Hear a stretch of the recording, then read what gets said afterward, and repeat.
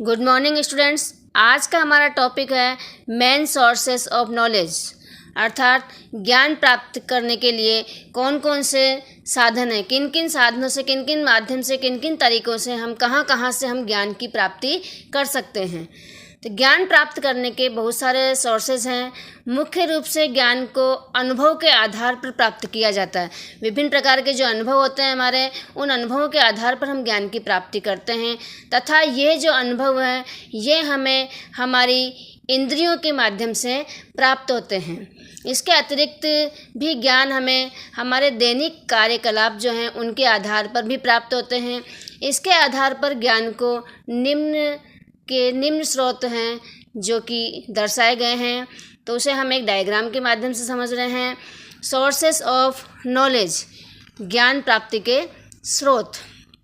पहला जो ज्ञान प्राप्ति का सोर्स है वो है एम्पिरिकल नॉलेज, प्रयोग सिद्ध या इंद्रियानुभवजन्य ज्ञान।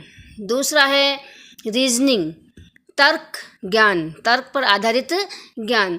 थर्ड जो ज्ञान प्राप्ति का स्रोत है वो है टेस्टिमोनी या अथॉरिटी, आप्त वचन या आधिकारिक वचन जो होते हैं उनके माध्यम से ज्ञान प्राप्त होता है। नेक्स्ट है इंट्यूशन। इंट्यूशन मतलब सहज बोध या अंतःप्रज्ञा से प्राप्त, मन की आवाज़ जिसे हम कहते हैं, उससे प्राप्त ज्ञान। नेक्स्ट जो ज्ञान है वो है एक्सपेरिमेंटल, अर्थात प्रयोगात्मक, प्रयोग से प्राप्त होने वाला ज्ञान। और नेक्स्ट जो स्रोत है ज्ञान का वह है रिवेल्ड नॉलेज, अर्थात श्रुति ज्ञान।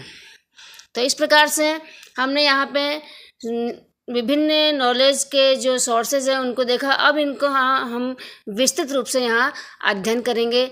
तो सबसे पहला है हमारा नॉलेज